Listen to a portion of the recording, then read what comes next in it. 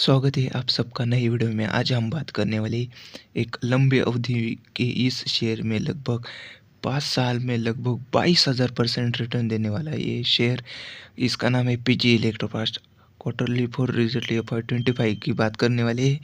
ज़बरदस्त मुनाफा और एफआई 26 ग्रोथ टारगेट के भी बारे में जानकारी देने वाले हैं आपको। तो सबसे पहले सबको नमस्कार। और आज हम बात करेंगे पीजी इलेक्ट्रोप्लास्ट के एक शानदार नतीजे क्वार्टरली फॉर एफआई 25 के रिजल्ट के बारे में। इस कंपनी ने तिमाही के अंत में जो प्रदर्शन किया है वो काफ़ी दमदार रहा है। अगर आप लॉन्ग टर्म निवेशक है तो ये वीडियो आपके लिए बेहद ज़रूरी होने वाले, क्योंकि इस स्टॉक ने लगभग एक साल में 200 से 300% रिटर्न देने का दम रखा था। लगभग बीच में 300 साढ़े 300% भी रिटर्न दे रहा था। और ये आपके लिए बहुत ही लॉन्ग टर्म वाला स्टॉक हो सकता है। अगले electric EMS sector, ODM sector, मतलब जो इलेक्ट्रिक इक्विपमेंट है इसके लिए ये मैन्युफैक्चरिंग कर देता है दूसरे कंपनी को। और पीजी इलेक्ट्रोप्लास्ट ने मार्च 2025 को ख़त्म हुई तिमाही में ज़बरदस्त नतीजे दिए हैं। और कंपनी की कुल आय रही है 19,009 करोड़ की, जो पिछले साल की तुलना में लगभग 77.4% की ज़्यादा से ग्रोथ दिख रही है। और ईबिटा रहा है लगभग 231.71 करोड़, सालाना आधार पर 93.4% की बढ़त। और बीच में स्टॉक का पीई बहुत ही ज़्यादा ऊपर गया था, इसलिए स्टॉक में लगभग 1055 का हाई लगाया था। और पिछले ही साल में स्टॉक ने लगभग स्प्लिट दिया था, जुलाई में 1 शेयर के बदले में 10 शेयर। और अभी नेट प्रॉफिट की बात करें तो लगभग 146.38 करोड़ का रहा, यानी इसमें भी इतनी उछाल आई है जो 100 से भी ज़्यादा है, मतलब 104.5% का उछाल आपको इधर दिख रहा है। और नेट प्रॉफिट मार्जिन बढ़कर लगभग 7.53 का हो चुका है, जो पिछले साल में लगभग 6.53% का था। अगर पूरे साल की बात करें तो वित्तीय वर्ष 2025 के लिए कुल रेवेन्यू लगभग रहा है पीजी इलेक्ट्रोफास्ट का 4,904.63 करोड़ का। और नेट प्रॉफिट की बात करें तो इधर कंपनी को हो चुका है कुल साल में 290 करोड़ का, और जिसमें सालाना लगभग इतनी कंपाउंडिंग तरीके से ग्रोथ हो रही है, 112% की ज़बरदस्त ग्रोथ दिख रही है। ईबिटा भी 519 करोड़ का दिख तक पहुंच गया है, यानी लगभग इसमें भी 80-90 की ग्रोथ हमें दिख रही है। ये आंकड़े साफ दिखाते हैं कि कंपनी से साल भर में ज़बरदस्त ग्रोथ हासिल की है। मैंने बीच में बताया था स्टॉक का पी और स्टॉक ने इतना हाई लगाया था, इन्वेस्टर को बहुत भरोसा था, क्योंकि इनके क्वार्टरली फॉर रिजल्ट एफआई 25 के बहुत ही तगड़े आने वाले। पूरा इंडस्ट्री बूम कर रहा था, जैसे कि डिक्सन है, काइंस टेक्नोलॉजी है, अंबर एंटरप्राइज है, वैसे ही पीजी इलेक्ट्रोप्लास्ट भी इस लिस्ट में आती है। 2 नंबर का सबसे बड़ा प्लेयर बन चुका है। इनके पास washing machine, room air conditioner और साथ ही प्लास्टिक मोल्डिंग, बहुत ही ऐसे ऐसे जाने माने प्रोडक्ट है जो इनको ईयर बाय ईयर 170-180% की ग्रोथ दिखा रहे हैं।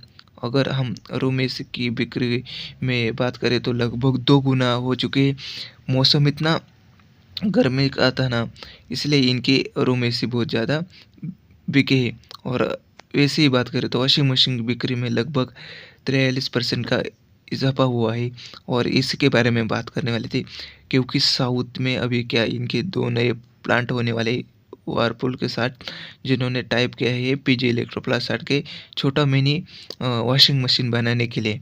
इसलिए क्योंकि स्टॉक में अभी लेकर रही है, मैं इसे भी एडवाइज़र नहीं हूँ, लेकिन मेरे हिसाब से ये स्टॉक आने वाले समय में बहुत ही ज़्यादा अच्छा परफॉर्मेंस कर सकता है। कूलर्स की बिक्री में लगभग 80% की ग्रोथ है। और मैन्युफैक्चरिंग की सेगमेंट से कुल बिक्री लगभग 3,546 करोड़ रही है।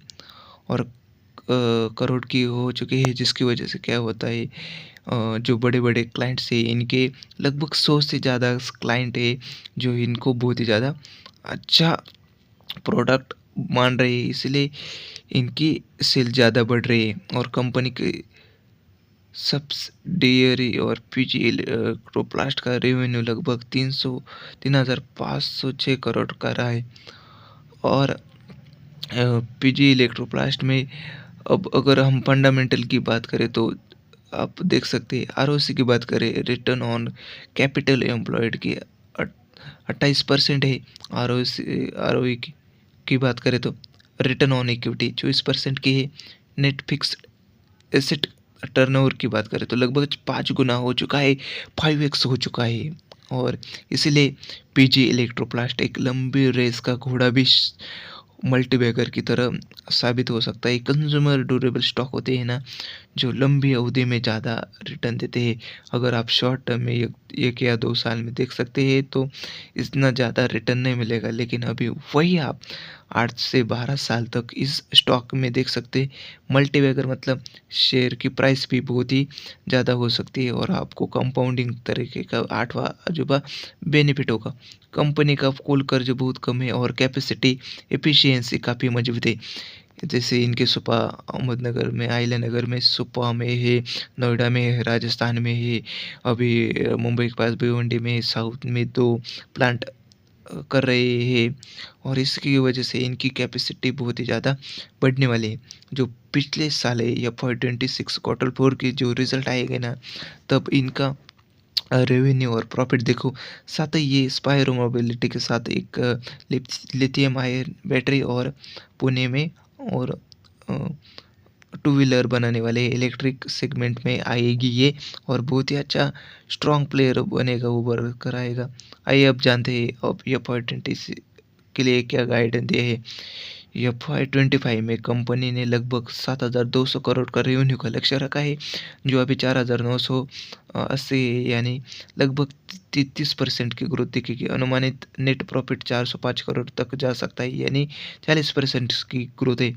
कंपनी नए OEM प्रोजेक्ट, ग्रामीण बाजार में विस्तार और इनोवेटिव प्रोडक्ट के लिए जरिए यह ग्रोथ हासिल करना चाहती है।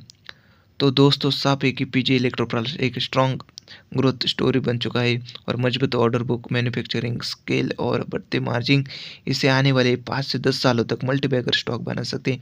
अगर आप लॉन्ग टर्म निवेशक हैं तो ये स्टॉक आपकी वॉच लिस्ट में ज़रूर रखिए। अगर आपको ये वीडियो जानकारी पूर्वक लगा तो लाइक करें, कमेंट करें और शेयर जरूर करें। ऐसे टिप्स स्टॉक एनालिसिस के लिए चैनल को सब्सक्राइब करें। जल्द मिलते हैं एक नए वीडियो के साथ। धन्यवाद। और आपको ऐसे ही हम कंटेंट लेकर आएंगे। तब तक जय महाराष्ट्र।